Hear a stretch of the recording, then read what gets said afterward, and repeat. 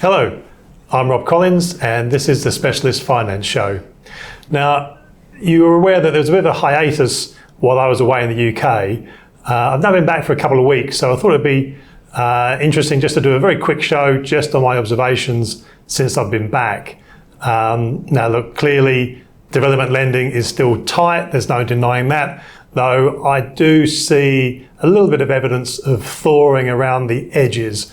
Obviously pre-sales are an issue, but we've seen well-located Auckland developments with good conservative gearing, and we're talking about sub 55%, maybe even sub 50%, that have been placed without any pre-sales. So if you've got the right site and the right location, reasonable amount of equity, there is lending out there.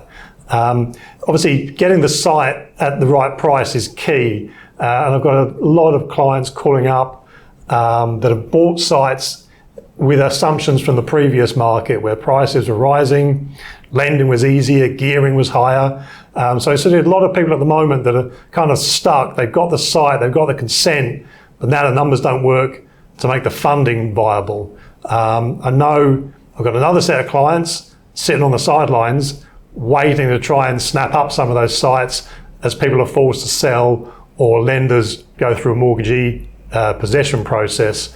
So it'd be interesting to see what pans out over the coming months to see what happens with the sites. I spoke to a receiver of mine who said that they're speaking to a number of construction and development companies where lenders are working with them. So there's not been a lot of distressed sales coming through.